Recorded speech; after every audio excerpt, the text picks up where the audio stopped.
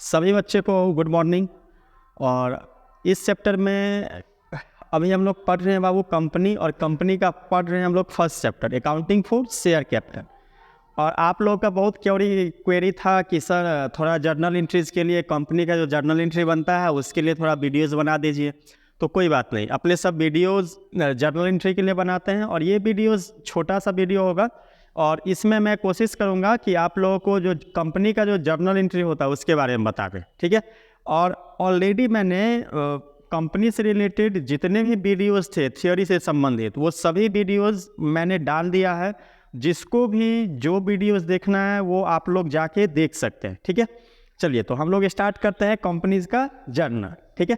चलिए अब देखिए, आप लोगों को मैंने क्या बताया था बाबू, आप लोगों को मैंने बताया था कि कंपनी की सबसे बड़ी विशेषताएं क्या होती है। कंपनी की सबसे बड़ी विशेषता होती है कि कंपनी जो शेयर होल्डर से पैसा प्राप्त करती है, किससे पैसा प्राप्त करती है, शेयर होल्डर से जो पैसा प्राप्त करती है तो एक ही बार में नहीं प्राप्त करती है।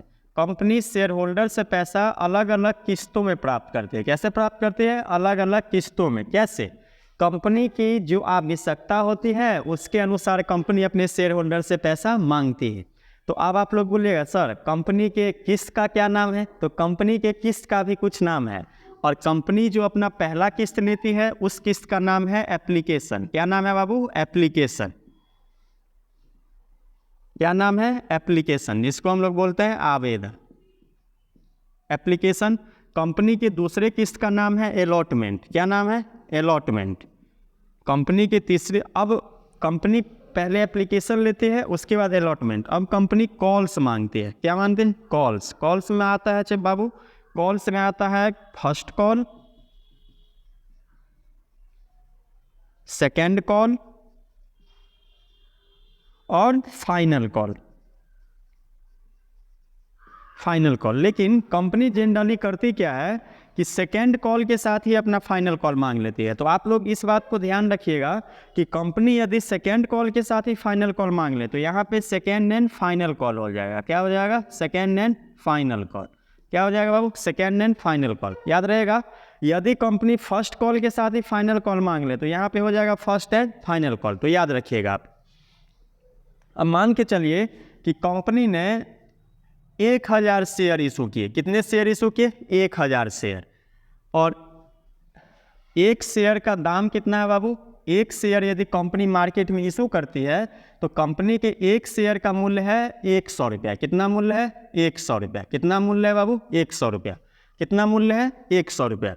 तो अब कंपनी क्या करेगी, ये जो 1000 शेयर है, ये 1000 शेयर का पैसा इन शेयर होल्डर से कंपनी एक ही बार में नहीं लेगी, किस्त वाइज किस्त लेगी। क्या लेगी? किस्त वाइज किस्त लेगी। कंपनी बोलेगी कि आप हमको एप्लीकेशन पे 25 रुपया दे दीजिए, अलॉटमेंट पे 30 रुपया दे दीजिए, और फर्स्ट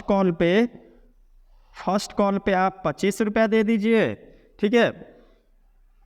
और सेकेंड एंड फाइनल कॉल पे हमको आप 20 रुपया दे दीजिए। कितना रुपया दे दीजिए? 20 रुपया दे दीजिए। तो देखिए कंपनी फर्स्ट एप्लीकेशन पे कितना मांग रहा है? 25। फर्स्ट अलॉटमेंट पे कितना? 30। फर्स्ट कॉल पे 25 और सेकेंड एंड फाइनल कॉल पे कितना मांग रहा है? 20। तो यहाँ पे एक शेयर का मूल्य कितना है? 100 रुपया। तो 25, 25, 50, 30, 80 और 20, 100। समझ में आ गया? अब देखिए, अब आप लोग बोलिए सर इसका कुछ तो जर्नल एंट्री होता होगा ना।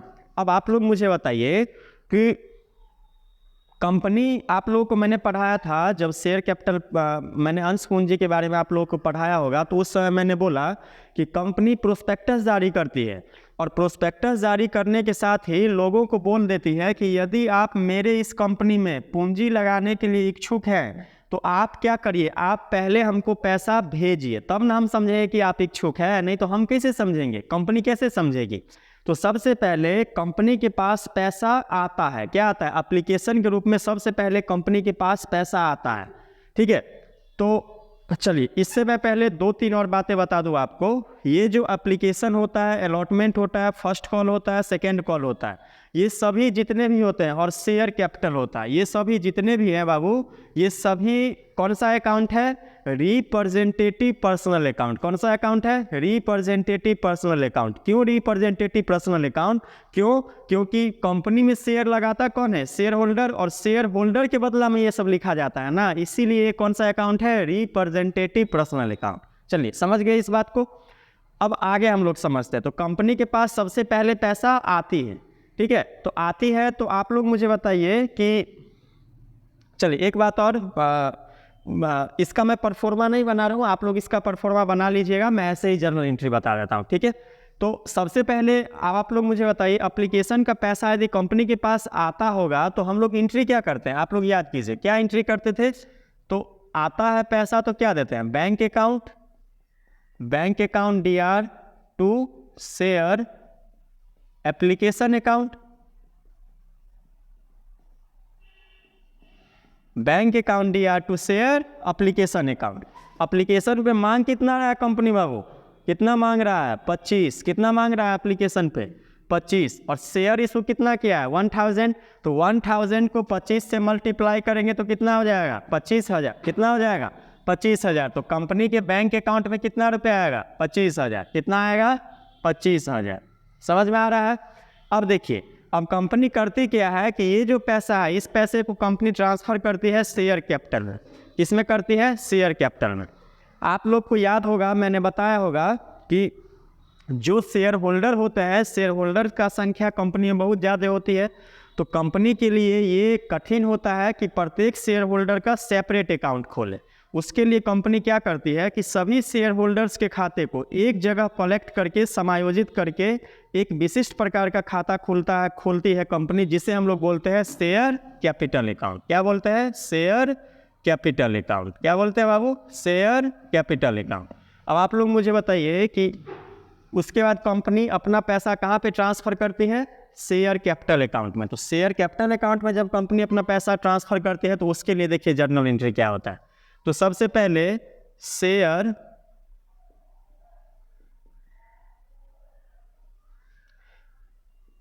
Application account, share application account DR to share capital account. क्या होता है बाबू? Share capital account. आप लोगों को समझ में आ गया होगा। और मैंने अभी आपको क्या बताया कि ये जो दोनों होते हैं, कौन सा अकाउंट होता है? Representative personal account. यदि आप लोगों से कोई पूछे कि बताइए ये दोनों जर्नल एंट्री कैसे बना, तो आप लोग तो अपना 11th क्लास में याद कीजिए। पर्सनल अकाउंट का क्या रूल है? Debit the receiver and credit the giver. तो और पर्सनल अकाउंट बोलते किसे हैं? कंपनी, व्यक्ति, कोई भी संस्था, फर्म इत्यादि संबंधित जो भी अकाउंट्स होते हैं उस अकाउंट्स को क्या बोलते हैं? Personal account. और बैंक कौन सा अकाउंट है? Personal account. तो बैंक में यदि पैसा, बैंक कौन सा संस्था हो गया? बैंक पाने वाला संस्था हो गया या देने वाला? तो बैंक पाने वाला हो गया, रिसीव करने वाला संस्था हो गया, इसीलिए डेबिट हुआ। और देने वाला संस्था कौन हो गया? गिवर कौन है? शेयर एप्लीकेशन, इसीलिए CR हो गया। ऐसे ही जब हम इसको किस में ट्रांसफ़र करेंगे? शेयर कैपिटल में ट्रांसफ़र करेंगे, तो शेयर एप्लीकेशन पाने वाला हो गया और शेयर कैपिटल कौन हो गया? देने वाला हो गया। ये बात को याद रखिएगा। अब आप लोग देखिए, अब आप लोग को याद होगा कि जब हम लोग 11th क्लास में पढ़ रहे थे तो आप लोग मुझे बताइए, सोल प्रोप्राइटरशिप में, तो उसमें यदि मालिक पूंजी लगाता था तो हम लोग क्या देते थे? बैंक या cash account DR to capital account देते थे ना। क्या देते थे? कैपिटल अकाउंट देते थे। अब आप लोग मुझे यहाँ पे बताइए, जब हम लोग शेयर एप्लीकेशन अकाउंट बनाने जाएंगे, कौन सा अकाउंट बाबू? Share application account. तो एक बार शेयर एप्लीकेशन CR हो रहा है, एक बार DR हो रहा है, तो दोनों का अमाउंट कट के जीरो नहीं हो जाएगा? हो जाएगा कि नहीं हो जाएगा? हो जाएगा। तो बचा क्या? तो bank account DR to share capital account. समझ में आया? तो शेयर एप्लीकेशन के बारे में समझ गए। शेयर एप्लीकेशन का क्या जर्नल एंट्री होगा? Bank account DR to share application account. सबसे पहले कंपनी को प्राप्त होगा और कंपनी उस पैसे को कहाँ पे ट्रांसफ़र करेगी? शेयर कैपिटल में। तो जब शेयर कैपिटल में करेगी तो share application account DR to share capital account. समझ में आ गया? अब कंपनी पैसा मांग करेगी। एप्लीकेशन के बाद कंपनी क्या करती है? पैसा मांग करती है। तो अब जो जर्नल एंट्री होगा बाबू, अब कंपनी को डायरेक्ट प्राप्त नहीं होगा, अब कंपनी पहले मांग करेगी। क्या करेगी? मांग करेगी अलॉटमेंट पे। तो मांग करेगी तो उसका देखिए, यदि कंपनी मांग करेगी तो सबसे पहले देंगे, ठीक है, share allotment account dear to share capital account. मांग यानी अलॉटमेंट पे कितना रुपया की मांग कर रही है 30, और कंपनी ने शेयर इशू कितना किया है 1000, तो 1000 इंटू 30 कितना, 1000 इंटू 30 कितना हुआ बाबू 30,000, 30,000 कितना हुआ 30,000, यहाँ भी देंगे 30,000। तो कंपनी ने अलॉटमेंट में पैसा पहले क्या किया, मांगा, क्या किया, मांगा। तो मांगने पर क्या जर्नल एंट्री किए, शेयर अलॉटमेंट अकाउंट दिया टू शेयर कैपिटल अकाउंट। अब कंपनी को क्या होगा बाबू, अब कंपनी को प्राप्त होगा। तो कंपनी को प्राप्त होगा तो अब मुझे बताइए, तो बैंक में पैसा जाएगा, तो bank account DR to share allotment account. अब कंपनी को पैसा क्या हो रहा है, प्राप्त हो रहा है। किससे प्राप्त हो रहा है, अलॉटमेंट से ना, और प्राप्त किस में हो रहा है, बैंक में। तो इसीलिए bank account DR to share allotment account. समझ में आ रहा है कि नहीं आ रहा है, आ रहा होगा समझ में, ठीक है। अब आप लोग देखिए, अब कंपनी कॉल्स पे पैसा मांगेगी, दो, समझ में आया कि नहीं आया। यहाँ पे कंपनी ने पहले शेयर अलॉटमेंट पे पैसा मांगा, तो इसके लिए जर्नल एंट्री क्या की है, share allotment account DR to share capital account. उसके बाद कंपनी को पैसा प्राप्त होगा, और प्राप्त होगा तो इसका जर्नल एंट्री क्या की है, bank account DR to share allotment account. अब कंपनी क्या करेगी, अब कंपनी कॉल्स मांगेगी, कॉल्स मांगेगी तो फर्स्ट कॉल, तो फर्स्ट कॉल पे कंपनी का क्या हो रहा है 25 रुपया है। तो कंपनी को प्राप्त कितना होगा फर्स्ट कॉल पे 25,000, यानी 1000 गुने 25 यानी 1000 इंटू 25 इज इक्वल टू 25,000। अब देखिए, अब यहाँ पे भी सेम जर्नल एंट्री होगा, कोई नहीं, सब सिर्फ नाम चेंज हो जाएगा, जर्नल एंट्री वही रहेगा। अब आप लोग मुझे बताएं, कंपनी फर्स्ट कॉल पे पहले मांगेगी, तो हम लोग अलॉटमेंट में ही मांगे थे, तो इसका क्या होगा, share first call account DR to share capital account, होगा कि नहीं होगा। यानी फर्स्ट कॉल पे भी कंपनी पहले मांग रही है ना, तो मांग रही है तो share first call account DR to share capital account. कितना रुपया मांग कर रही है 25, और शेयर कितना है 1000, तो 1000 इंटू 25 कितना होगा 25,000, होगा कि नहीं होगा, होगा। अब मुझे बताइए, अब कंपनी को फर्स्ट कॉल का पैसा प्राप्त होगा, अब प्राप्त होगा तो आप लोग मुझे बताइए, प्राप्त होगा तो कहाँ प्राप्त होगा, बैंक में। तो bank account DR to share first call account, होगा कि नहीं होगा, होगा कि नहीं होगा, ठीक है। तो कितना होगा 25,000, 25,000। अब कंपनी कहाँ तक मांग कर रही है, सेकेंड कॉल तक। और मैंने आप लोगों को क्या बोला कि कंपनी जहाँ तक मांग करे उसके बाद क्या लग जाएगा, फाइनल लग जाएगा। तो यहाँ company second and final call पे मांग कितना रही है 20 रुपया, कितना मांग रही है 20 रुपया। तो कंपनी को प्राप्त कितना होगा 1000 इंटू 20 इज इक्वल टू 20,000। तो कंपनी अब उसी प्रकार से मांगेगी, जैसे अलॉटमेंट में मांगी, जैसे फर्स्ट कॉल में मांगी, वैसे ही सेकेंड एंड फाइनल कॉल में भी मांगेगी। तो मांगने के लिए जर्नल एंट्री क्या होगा, तो share second and final call account DR to share capital account, कितना 20,000। समझ में आया। अब कंपनी को सेकेंड कॉल का पैसा प्राप्त होगा, तो इसके लिए जर्नल एंट्री क्या बनाएंगे, bank account DR to share second and final call account, कितना 20,000। समझ में आया कि नहीं आया, आ रहा होगा समझ में।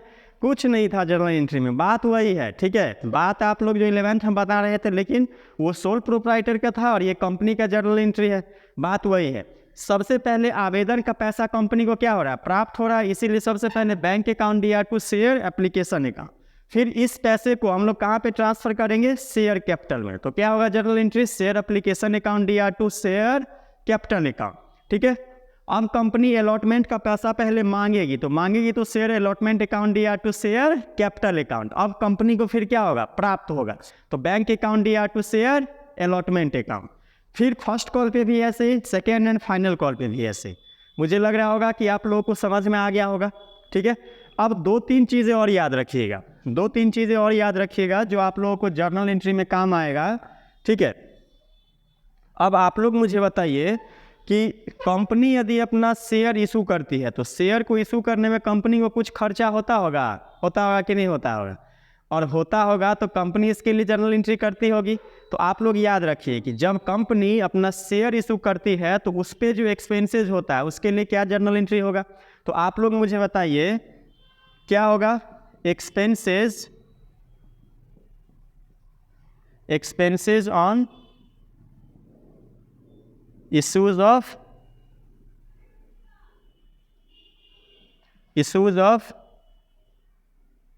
चलिए एक बार और बता देते हैं।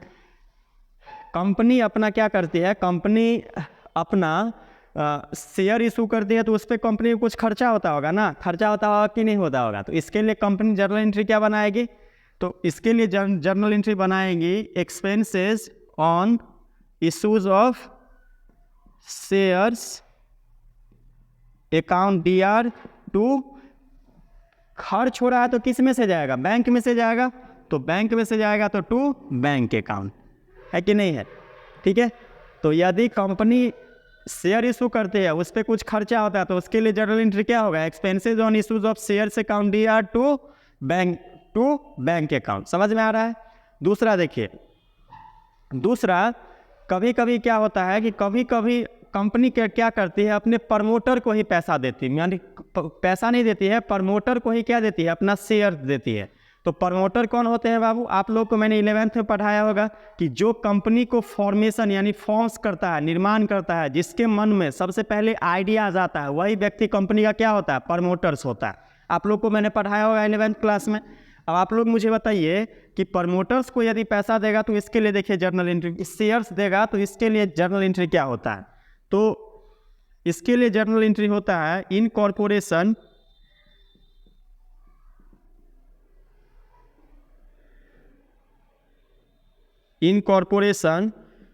Cost account D R to share capital account. ये जर्नल एंट्री कब होगा, incorporation cost account D R to share capital account. ये जर्नल एंट्री कब होगा, कब, जब कंपनी अपने किसी प्रमोटर को शेयर देगा। किसको देगा बाबू, प्रमोटर को शेयर देगा। किसको देगा, अपने किसी प्रमोटर को शेयर देगा, ठीक है। तो एक और जर्नल एंट्री देखिए, एक होता है कि कंपनी अपने अंडर राइटर्स को क्या देती है, शेयर्स देती है। आप लोग बोलिए कि सर अंडर राइटर कौन होता है, तो आप लोग अंडर राइटर्स के बारे में पढ़ेंगे आगे भी, लेकिन मैं अभी थोड़ा बता देता हूं कि अंडर राइटर्स कौन होते हैं। कंपनी क्या करती है कि कंपनी अपना शेयर इशू करने के लिए किसी व्यक्ति को क्या बोलती है कि आप मेरा शेयर क्या करवा दीजिए, इशू करवा दीजिए, ठीक है।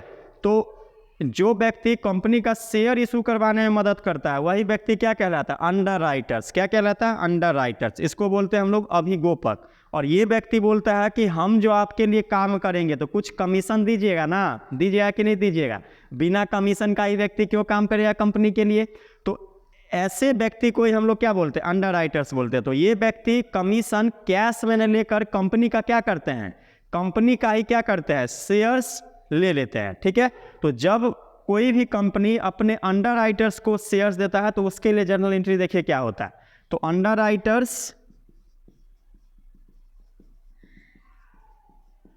Writers commission account D R to share capital account, ठीक है। तो इसके अतिरिक्त आप लोगों को मैंने नोट्स में ये जो जर्नल एंट्री बताया है इसको भी थोड़ा ध्यान रखिएगा, इस पर भी क्वेश्चन आ जाता है। यदि कंपनी को अंश निर्गमन करने में यानी शेयर इशू करने में कोई खर्चा होता है तो उसके लिए journal entry issues on expenses on issues of shares account D R to bank account. कंपनी अपने प्रवर्तक को यानी प्रमोटर को यदि शेयर्स देता है तो उसके लिए क्या होगा, incorporation cost account D R to share capital account. और अंडर राइटर को यदि देता है तो अंडर राइटर्स कमीशन अकाउंट दिया टू शेयर कैपिटल अकाउंट। समझ में आया? दोनों व्यक्ति का कुछ ना कुछ नाम होगा ना, इसका भी कुछ नाम होगा, कंपनी का भी कुछ नाम होगा।